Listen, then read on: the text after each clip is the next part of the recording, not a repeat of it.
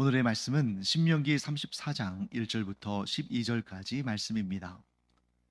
모세가 모압 평지에서 느보산에 올라가 여리고 맞은편 비스가 산 꼭대기에 이르매 여호와께서 길르앗 온 땅을 단까지 보이시고 또 온 납달리와 에브라임과 므낫세의 땅과 서해까지의 유다 온 땅과 네겝과 종려나무의 성읍 여리고 골짜기 평지를 소알까지 보이시고 여호와께서 그에게 이르시되 이는 내가 아브라함과 이삭과 야곱에게 맹세하여 그의 후손에게 주리라 한 땅이라.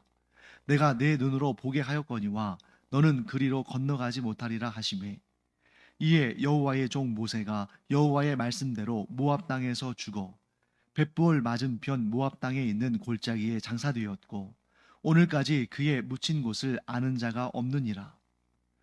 모세가 죽을 때 나이 120세였으나 그의 눈이 흐리지 아니하였고 기력이 쇠하지 아니하였더라. 이스라엘 자손이 모압 평지에서 모세를 위하여 애곡하는 기간이 끝나도록 모세를 위하여 30일을 애곡하니라. 모세가 눈의 아들 여호수아에게 안수하였으므로 그에게 지혜의 영이 충만하니 이스라엘 자손이 여호와께서 모세에게 명령하신 대로 여호수아의 말을 순종하였더라. 그 후에는 이스라엘에 모세와 같은 선지자가 일어나지 못하였나니 모세는 여호와께서 대면하여 아시던 자요 여호와께서 그를 애굽 땅에 보내사 바로와 그의 모든 신하와 그의 온 땅의 모든 이적과 기사와 모든 큰 권능과 위엄을 행하게 하심에 온 이스라엘의 목전에서 그것을 행한 자이더라. 자, 이제 우리가 신명기 마지막 장 34장을 읽었습니다. 자, 오늘 본문에는 어떤 사건이 등장합니까? 모세의 죽음이 등장하죠. 이렇게 외우면 되겠네요. 신명기의 마지막 두 장, 신명기 33장은 모세의 축복이 나왔죠. 그리고 마지막 장 신명기 34장은 모세의 죽음이 등장합니다. 자, 모세가 어디에서 죽었는가 하는 내용이 이제 오늘 등장하는데요. 자, 먼저 1절 말씀 보시면 모세가 모압 평지에서 느보산에 올라가 여리고 맞은편 비스가 산 꼭대기에 이름에 여호와께서 길앗 온 땅을 단까지 보이시고. 자, 모세가 느보산에 올라갔습니다. 자, 그런데 여러분 1절 말씀 보시면 느보산도 나오고 비스가 산 꼭대기도 나오잖아요. 그러면 모세가 느보산에서 죽었을까요? 비스가 산 꼭대기에서 죽었을까요? 자, 뭐 이랬다 저랬다 하는 것처럼 보이잖아요. 근데 저는 개인적으로는 둘 다 아니라고 봅니다. 자, 왜 그러냐면 모세의 죽음에 대해서 설명하는 내용이 이제 5절, 6절 나오거든요. 5절 말씀 보시면 이에 여호와의 종 모세가 여호와의 말씀대로 모압 땅에서 죽어. 자, 모압 땅이라는 것은 어느 특정한 일부분을 말하는 것이 아니라 굉장히 넓은 지역을 말하는 거죠. 그 모압 땅, 가나안 땅이 아니다 하는 걸 강조하는 겁니다. 모압 땅에서 죽었는데, 자, 6절 말씀 보시면 벳부을 맞은편 모압 땅에 있는 골짜기에 장사되었다. 자, 보통 성경에서 골짜기라고 표현할 때에는 이것은 산 중턱이나 산 꼭대기가 아니라 낮은 곳을 의미하는 것이거든요.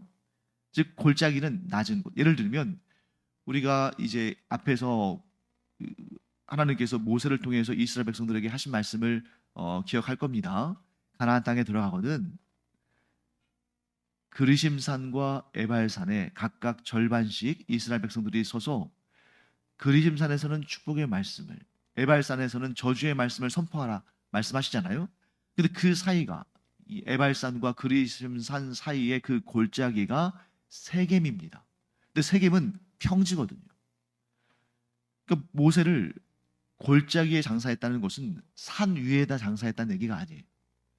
그러니까 아마도 제 생각에는 모세가 느보산에 올라갔다가 그래서 비스가 산 꼭대기에서 가나안 땅을 바라보고 거기서 그냥 팍 죽어버린 게 아니라 내려왔습니다.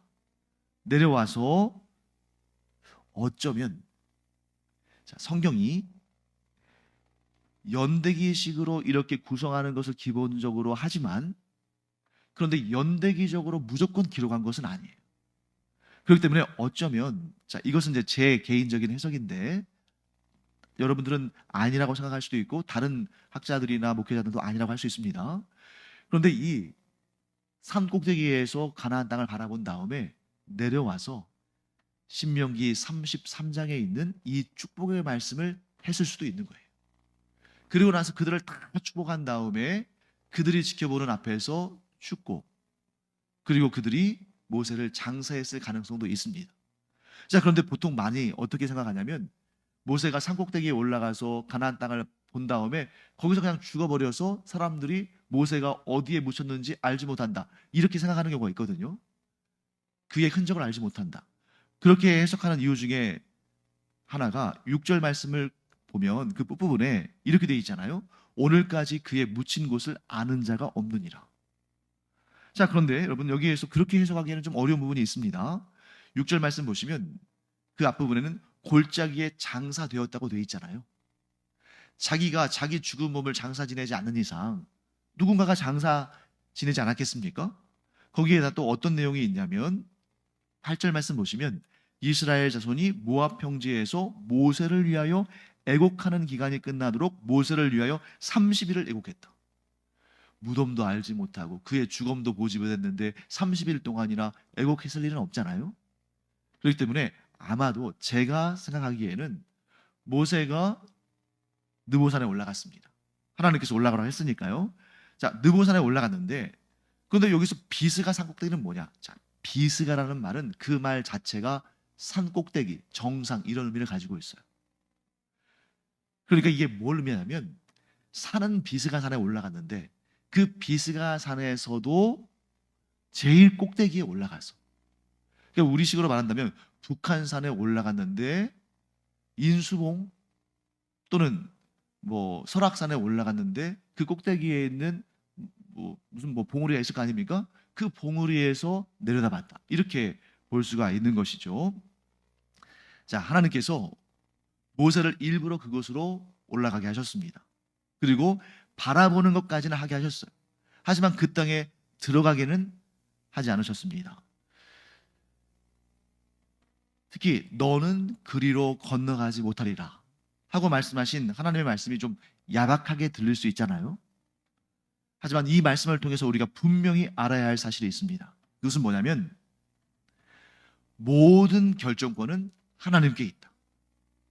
모세가 아무리 위대한 하나님의 종으로 이스라엘의 지도자로 그렇게 오랜 기간 일했지만, 또 하나님을 섬기고 이스라엘 백성들을 이끌었지만, 그러나 모세가 아무리 영광스러운 지위에 있다 할지라도 최종적인 결정권은 오직 하나님께 있다. 그것을 단적으로 보여준다는 것이죠. 그래서 예를 들면 예수님께서 십자가에 달려 돌아가실 때에 그 한편에 있었던 강도가 아마 평생 죄를 짓고 평생 다른 사람들에게 민폐 끼치고 그렇게 살았을 가능성이 크겠죠. 그러니까 예수님이 십자가에 달려 돌아가실 때에 그 옆에 세울 정도면 얼마나 끔찍한 죄를 지은 죄인이겠습니까? 그런데 그가 마지막 순간에 예수 그리스도를 인정하고 그를 믿고 의지함으로 말미암아 그가 구원을 받았잖아요.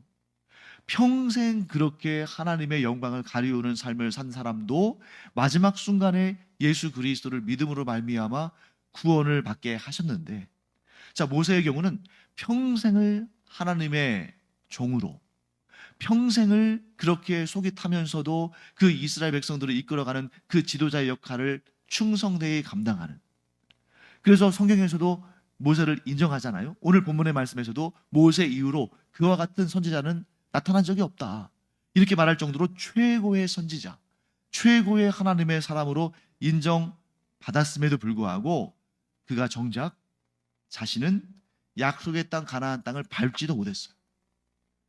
그러니까 이런 결과를 통해서 우리가 보면 너무 하나님께서 좀 야박해 보이고 또 좀 하나님의 역사가 좀 야속해 보이고 할 수 있습니다만, 이러한 역사를 통해서 우리가 분명히 알게 되는 사실, 결정은 하나님이 하신다. 모든 결정권은 하나님께 있다. 자, 그렇기 때문에 성경에 나와 있는 이 인물들을 보면 어떨 때는 정말 하나님께서 왜 저 믿음의 사람, 저 충성된 사람 그에게 이렇게밖에 안 하셨는가 하고 좀 야속하게 느낄 때도 있습니다만, 그들은 정작 하나님을 향해서 그렇게 야속하다고, 하나님 왜 이렇게 저를 야박하게 대하시냐고 그렇게 하소연하지 않습니다. 왜요? 하나님의 사람은 기본적으로 그 마음속에 어떤 마음을 가지고 있어야 됩니까? 결정권은 하나님께 있다. 사랑하는 성도 여러분, 우리도 살다 보면 이해 안 되는 부분들이 있고, 왜 하나님께서 내 기도에 응답하지 않으시는가 하고 좀 섭섭하거나 또 때로는 좀 야속하게 느껴질 때가 있을 수 있습니다만, 그러나 진실로 하나님의 사람이라면 항상 그 마음 가운데 어떤 마음을 가져야 됩니까? 내가 하나님의 뜻을 다 이해하지 못한다 할지라도 나는 하나님의 뜻에 순종한다. 모든 결정권은 하나님께 있다.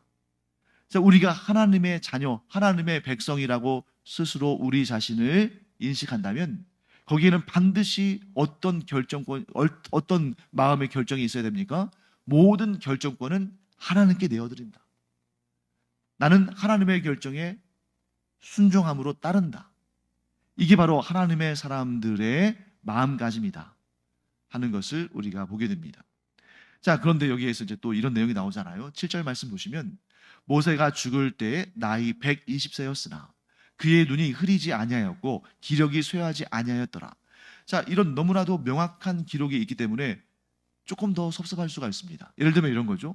아니, 모세가 120살이나 되었지만 그의 눈이 흐리지도 않았고 그의 기력이 쇠하지도 않았다면, 아니 그가 충분히 이스라엘 백성들을 가나안 땅으로 이끌어갈 수 있었을 텐데 왜 이렇게 하나님은 빨리 그를 은퇴시키셨을까?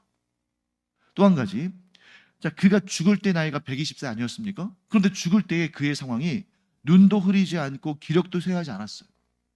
그러면 아직 건강한 몸인데 왜 이렇게 빨리 그의 생명을 거두어 가셨을까? 아니, 모세가 정말 우리가 사무엘서를 보면 나오듯이 엘리 제사장처럼 막 눈도 흐려서 앞도 잘 보이지 않고 또 움직이는 것도 힘들어서 나중에 이스라엘이 지고 언약궤를 빼앗겼다는 소식을 듣고 이 엘리 제사장이 그 앉았던 의자에서 넘어질 때에 그가 운동신경이 없으니까 목이 부러져서 죽지 않습니까? 그 정도 됐다면, 모세가 그 정도 되면 당연히 가나안 땅에 들어갈 수도 없고, 그렇게 쇠약한 지도자가 이스라엘 백성들과 함께 가나안 정복 전쟁을 행할 수는 없는 거 아닙니까? 그러니까 엘리 정도만 됐더라도 우리가 충분히 이해할 텐데, 아니 120살이나 됐지만 눈도 흐리지 않고 기력도 쇠하지 않았는데 왜 하나님께서 그의 사역을 중단시키시고 또 그를 갑자기 죽으셨을까? 시름시름 앓다가 죽은 것도 아니고 기력이 다 쇠한 것도 아닌데. 그런데 여러분, 그렇게 생각하면 하나님께서 행하신 일들이 좀 야속해 보일 수 있지만 이 부분은 그렇게 해석할 부분이 아닙니다. 모세가 120살이나 되었지만 눈이 흐리지 않고 또 기력이 쇠하지 않았다는 것은 우리에게 뭔가 아쉬움을 주려고 하는 그런 내용이 아니에요. 오히려 하나님께서 모세의 인생의 마지막 순간까지 그로 하여금 단정히 살고 또 정신이 온전해서 마지막 순간까지도 하나님을 찬양하며 신앙인의 품위를 지키며 또 이스라엘 12지파에게 마음껏 축복하며 이 모든 것이 하나님의 은혜라고 고백하며 그들과 함께 그 마지막, 자신의 인생의 마지막 순간을 하나님을 찬양하며 마무리하라고 하나님께서 마지막으로 덤으로 주신 은혜인 것입니다. 사랑하는 성도 여러분, 모세에게 주신 이 덤으로 주신 큰 은혜를 하나님께서 우리에게도 주시기를 간절히 축원합니다. 우리가 죽을 날이 언젠가는 가까이 오겠죠. 그런데 시름시름 앓다가 또는 치매에 걸리고 또 사람들을 알아보지도 못하고 그렇게 세상을 떠날 수도 있는데, 사실 그렇게 떠나는 경우가 많지 않습니까? 그런데 하나님께서 우리에게 은혜를 주시고 복을 주셔서 인생의 마지막 순간까지 단정하게 그 발로 걸어서 교회에 나오고 그 손으로 성경책을 펼쳐보고 사랑하는 가족들과 성도들에게 은혜로운 작별 인사도 하고 또 축복도 하고, 그러면서 내가 지금까지 살아온 모든 인생이 하나님의 은혜의 순간이었다라고 고백하며 하나님을 찬양하며 이 땅을 떠나 천국에 가서 하나님의 품에 안기는 그런 복을 우리 모두가 또 우리 후손 대대로 누리게 되기를 간절히 축원합니다. 모세가 이랬다는 거예요. 만일 여러분 생각해 보세요. 그 훌륭한 하나님의 종, 이스라엘의 지도자인 모세가 그 마지막 순간에 너무 눈이 흐려서 사람들을 보지도 못하고, 그래서 손과 발에 힘이 없어서 느보산에 올라가지도 못하고, 그의 눈이 흐려져서 가나안 땅을 바라보지도 못하고, 이스라엘 백성들을 축복하지도 못하고, 그렇게 인생을 마무리했다면 얼마나 아쉽고 안타까웠겠습니까? 그러니까 하나님께서 마지막 순간에 120살이라면 충분히 그러고도 남을 상황이잖아요. 마지막 순간까지 하나님께서 은혜를 주셔서 그로 하여금 약속의 땅 가나안을 바라보기도 하시고, 그 발로 느보산에 올라가기도 하시고, 내려오기도 하시고, 그 마지막 순간에 이스라엘 12지파를 바라보면서 그들에게 축복하기도 하시고, 그러면서 함께 하나님께 영광 올려드리고 인생을 마무리하게 하셨다. 얼마나 큰 하나님의 은혜인가. 이 은혜가 여러분과 저와 우리 후손들 대대로에 이어지는 그런 복이 되기를 간절히 축원합니다. 자, 그 다음에 이제 9절부터 12절까지 말씀 보시면 모세의 후계자 여호수아가 등장하죠. 모세가 눈의 아들 여호수아에게 안수하였으므로 그에게 지혜의 영이 충만하니 이스라엘 자손이 여호와께서 모세에게 명령하신 대로 여호수아의 말을 순종하였더라. 자, 모세가 기꺼이 하나님의 뜻을 받아들였습니다. 하나님께서 뭐라고 말씀하셨어요? 너는 느보산에 올라가서 약속의 땅 가나안 땅을 바라보기는 해라. 그러나 너는 그 땅에 들어가지는 못한다. 자, 그 말씀에 얼마든지 반항할 수도 있고 저항할 수도 있었겠습니다만 모세가 어떻게 했습니까? 하나님의 뜻을 받아들였습니다. 그 말씀에 순종했습니다. 자, 그런 면에서 본다면 모세는 사울왕과 완전히 대비가 됩니다. 정반대의 반응을 보인 거예요. 여러분, 사울왕 아시죠? 사울왕이 하나님께서 자신을 버리시고 다윗을 이스라엘 왕으로 선택하셨다는 사실을 알았을까요? 몰랐을까요? 알았습니다. 그걸 어떻게 합니까? 사울 자신이 자기 입으로 그렇게 말했거든요. 사울왕이 다윗에게 그렇게 말했어요. 하나님이 나를 버리시고 너를 택하신 것을 내가 안다. 그런데 그 하나님의 뜻을 알았다면 어떻게 하는 것이 가장 영예로운 마무리입니까? 자기의 왕위를 기꺼이 다윗에게 내어주는 거죠. 근데 그 과정에서 걸림돌도 없습니다. 왜? 자기의 왕위 계승자인 요나단도 다윗에게 하나님의 왕위 결정권을 통해서 그에게 왕위가 주어졌다는 것을 알았거든요. 그렇기 때문에 만일 사울왕이 다윗에게 왕위를 넘겨주고자 한다 할지라도 요나단이 막 반발하고 그러면 그 쉽지 않을 텐데 요나단은 오히려 받아들였습니다. 그런데 사울은 끝까지 하나님의 뜻을 받아들이지 않고 다윗에게 시기하고 질투해서 그를 죽이려고 했죠. 반면에 모세는 어떻습니까?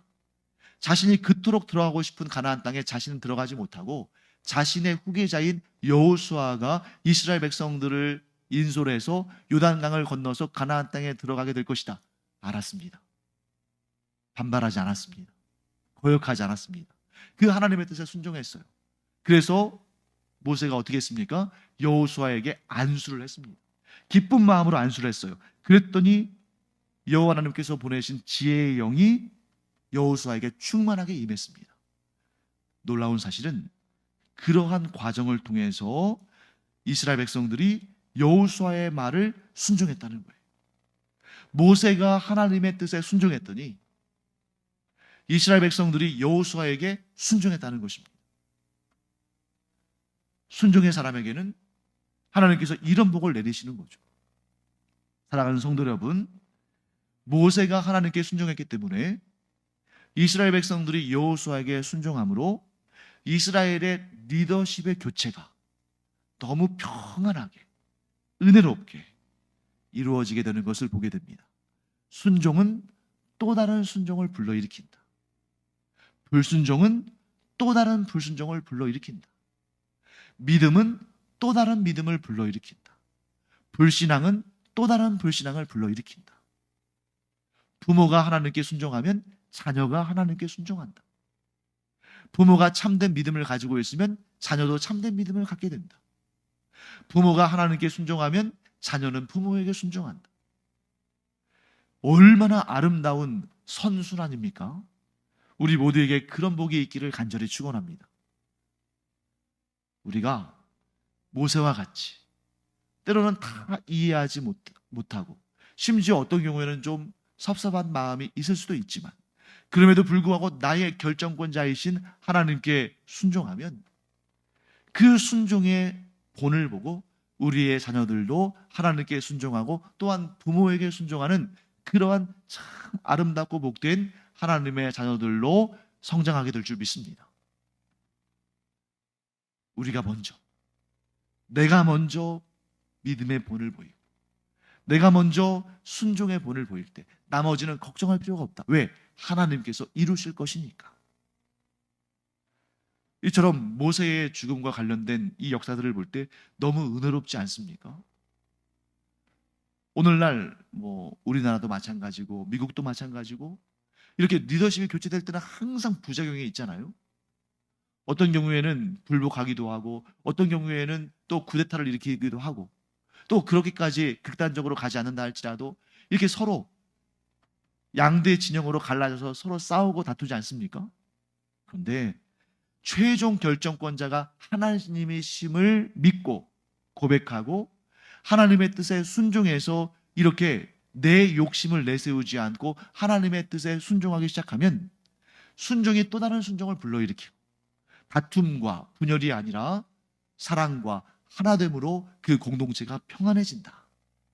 모세가 그 본을 우리에게 보여줬습니다.